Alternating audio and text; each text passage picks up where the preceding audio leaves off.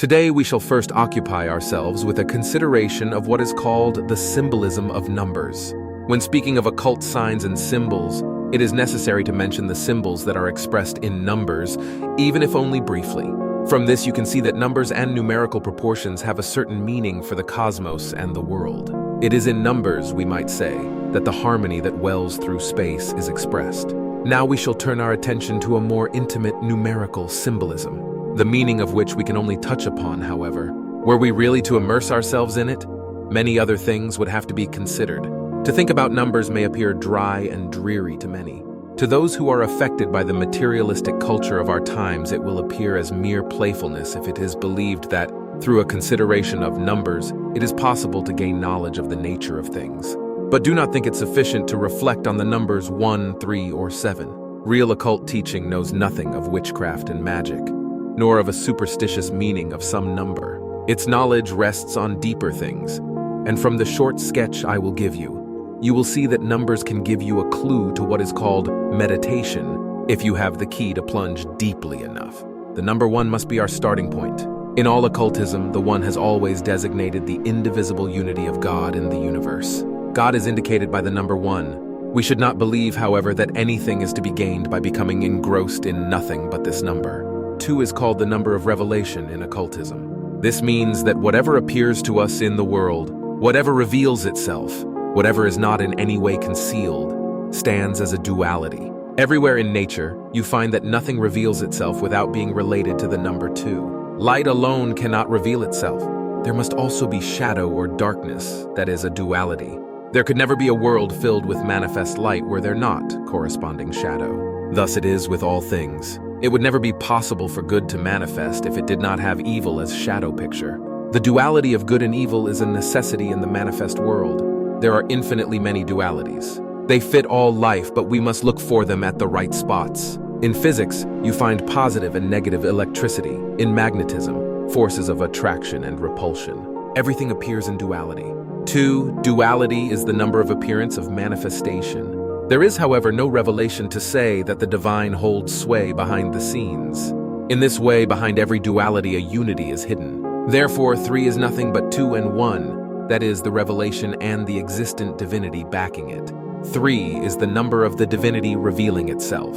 There is a statement in occultism that says that 2 can never be the number for the divinity. 1 is a number for God and also the 3. The one who sees the world as a duality sees it only in its revelation.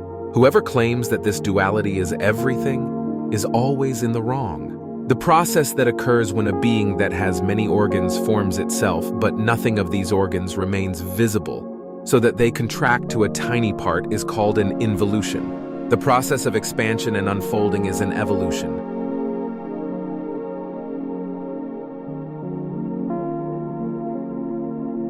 Everywhere in life this duality alternates, but always within the manifest. You can follow this up not only in the plant, but also in higher realms of life. There you have the number 3. In revelation, things alternate between involution and evolution. Behind this is a deeply hidden creation, a new creation born out of thought.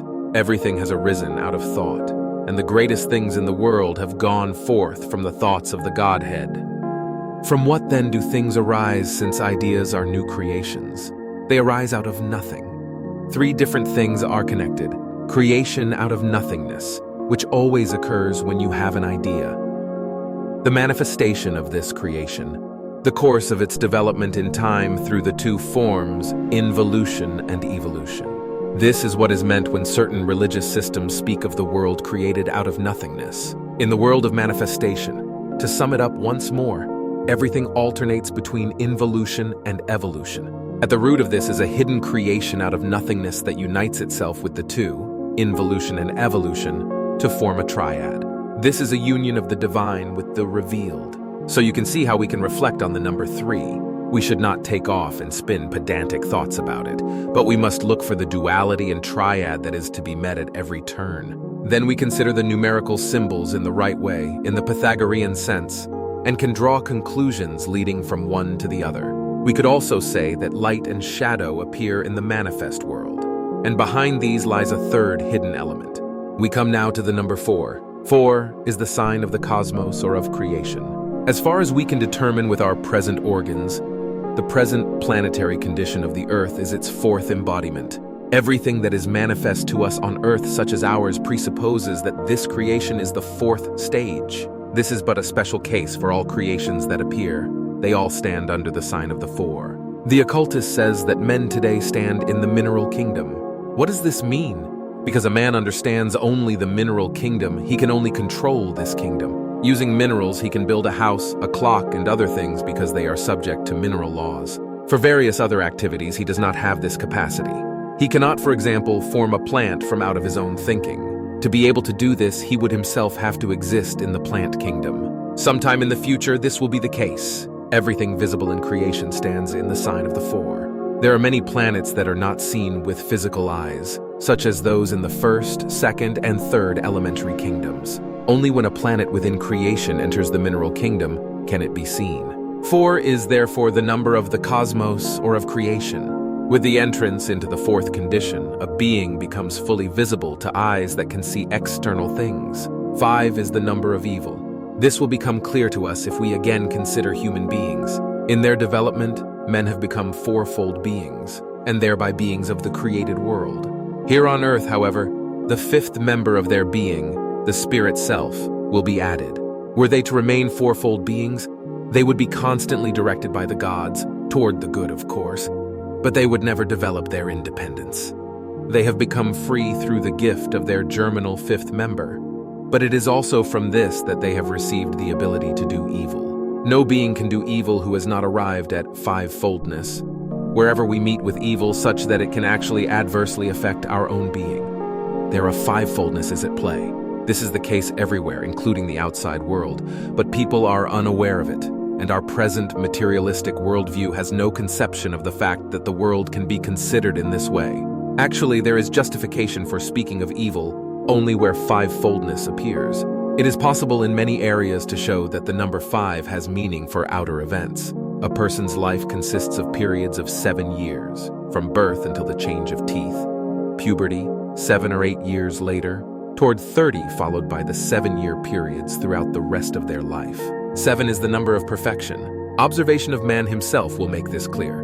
Today he is under the influence of the number 5 insofar as he can be good or evil. As a creature of the universe, he lives in the number 4. When he will have developed all that he holds at present as germ within him, he will become a 7-membered being, perfect in its kind. The number 7 rules in the world of color, in the rainbow. In the world of tone, it is found in the scale. Everywhere in all realms of life, the number 7 can be observed as a kind of number of perfection. There is no superstition or magic in this. Now let us look back again to the number 1. The essence of the number 1 is its indivisibility. Of course, it can be subdivided, for example, 1, 3, 2, 3, etc. But this can only be accomplished in thinking. In the world, especially in the spiritual world, when you take the 2/3 away, the 1/3 still remains a part of it. In the same sense, it can be said that when some part of God is separated from him and becomes manifest, the remainder exists as something that still belongs to it. In the Pythagorean sense, we can say, divide the unity, but never otherwise than to have in your underlying thoughts the remainder connected with what has been separated. Take a thin, golden plate of glass and look through it. The world will appear yellow because that is the color that will be reflected. But in white light, other colors are also contained. What happens to them? They are absorbed by the object. Hence, a red object appears red because it reflects the red rays and absorbs the rest. It is not possible to separate red from white light without leaving the other colors behind. With this, we touch the edge of a world secret. You look at things in a certain way. You see, for instance, a red cloth spread out on the table and visualize at the same time that green is hidden in it. In this way, you have accomplished what in the Pythagorean sense is called the division of the one so that the rest is preserved. If you carry this out meditatively, if you again and again unite separated parts into a unity, you have brought about a meaningful development through which you can attain spiritual heights. Mathematicians have an expression for this that holds good in all occult schools. A 2 x 1 plus x. This is an occult formula that expresses how oneness can be divided and the parts so arranged that the one results. It indicates that occultists do not think of oneness simply as one, but as parts that we add together again. So in this video, we have examined what is called number symbolism and learned that when we meditate on the world from the standpoint of numbers, we can penetrate deep world secrets. To complete these remarks, let it be said once more that in the 5th week, on the 5th day, or in the 5th hour, we can find important things that can be missed or made good. In the 7th week, on the 7th day, or in the 7th hour, or in a definite relationship, say 312 because 7 is also in this number, something can happen through the thing itself. On the 7th day of an illness, for instance, a fever will take on a definite character. This might also occur on the 14th day. These things are always based on number relationships that point to the structure of the world. Those who steep themselves in the right way in the Pythagorean sense, we call the study of numbers, will learn to understand life and the world in this number symbolism. Of this, the video today was meant to give you roughly sketched thoughts.